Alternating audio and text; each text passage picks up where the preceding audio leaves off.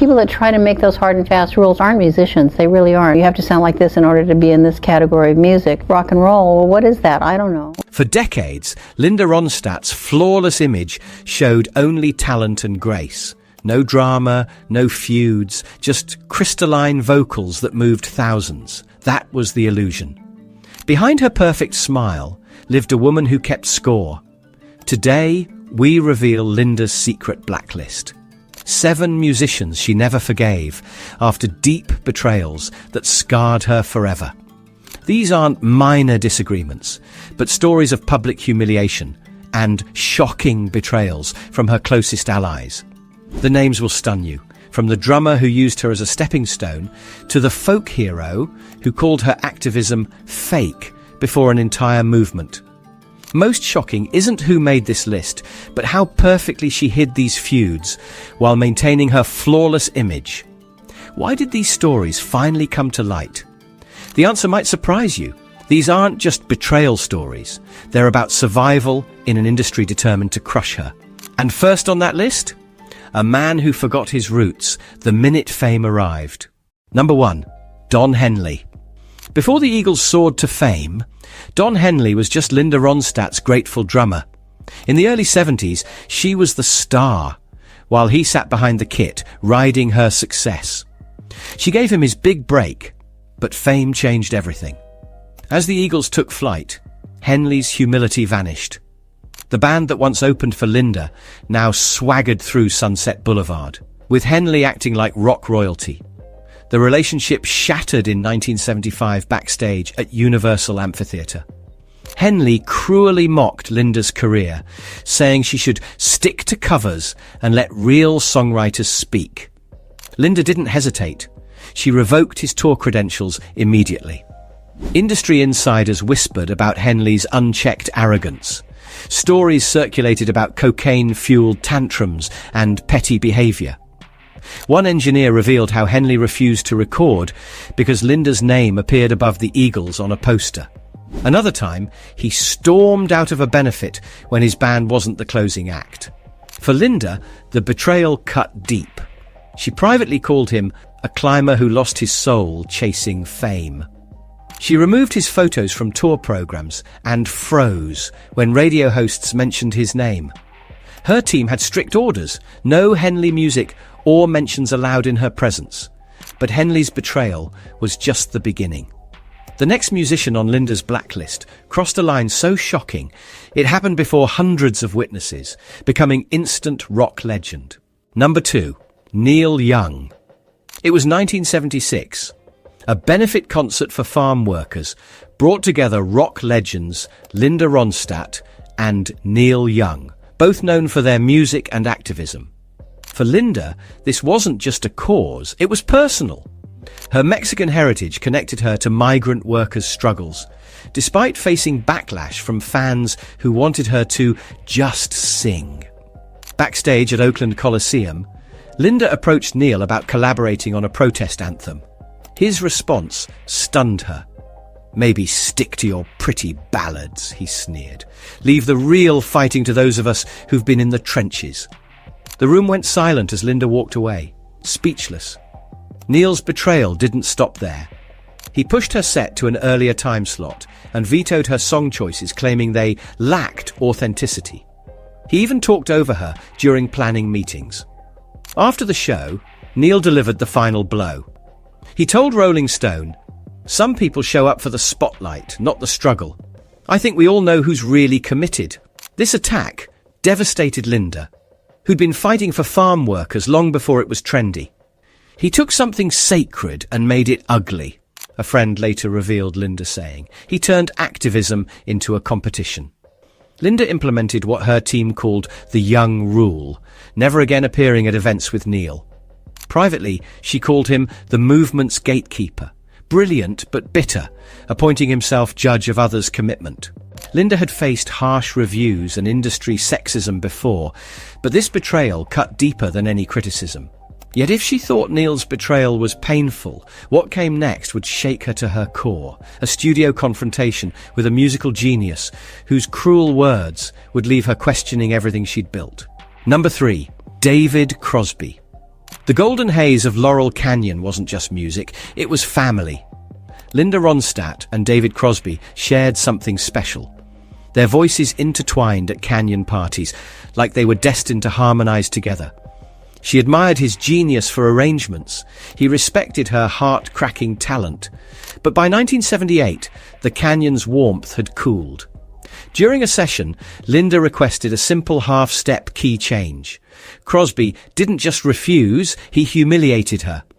"You should learn to adapt," he snapped loudly. "Real artists don't need special treatment." The room froze. Linda tried reasoning with him, but Crosby escalated. He questioned her artistic integrity. Engineers described it as watching a friendship disintegrate in real time. Days later, Crosby took his attack public in Rolling Stone. He called Linda manufactured and claimed success had cost her soul. "She's more product than artist now. The Linda I knew wouldn't recognize what she's become." For Linda, who'd fought for creative control in a male-dominated industry, these weren't just words. They were betrayal from family. Her response? Public silence. Privately, she erased him completely. Musicians received strict instructions: never mention his name. His songs vanished from her playlists, his records from her collection. She spoke of him only once afterward. He became everything he claimed to hate: another man who couldn't handle a woman making her own choices. Their fracture symbolized the Canyon scene's darker side. It showed how peace and love ideals could curdle into ego and judgment. Linda never addressed it publicly. Her success spoke for itself. But if Linda thought Crosby's betrayal hurt, what happened next would shake her artistic confidence to its core. A clash with an experimental genius whose words left a wound that never healed. Number 4. Frank Zappa. Their 1974 meeting sparked anticipation. Frank Zappa, experimental rock's mad genius. Linda Ronstadt, vocally unstoppable and rising fast. A collaboration that should have made history. Instead, it imploded within hours. Linda initially showed genuine interest in recording Zappa's music, but in the studio, everything derailed. Zappa dismissed her ideas with contempt, mocking her sound as too sanitized and accusing her of turning his art into commercial jingles. The breaking point came during rehearsal, when Zappa halted everything and sneered, "This is what happens when you hand real music to a pop singer." Linda didn't argue. She simply packed up and left, humiliated and done. She never worked with Zappa again. Publicly, she remained silent. Privately, she called him brilliant but brutal. A mind she respected, but a man she couldn't trust. Musicians who were there described watching someone get their soul crushed in real time.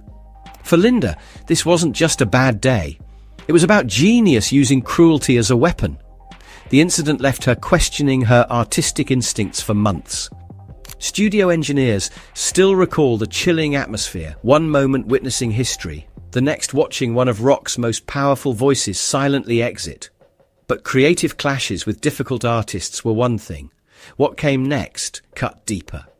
The next name on her list wasn't some eccentric genius. It was someone she once called family, a fellow trailblazer who betrayed her when it mattered most.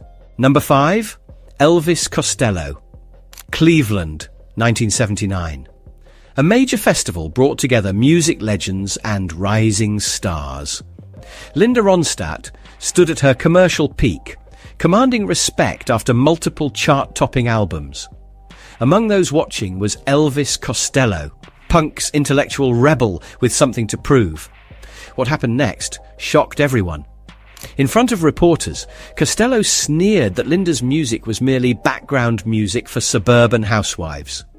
This calculated attack from music's angry young man spread through the festival instantly.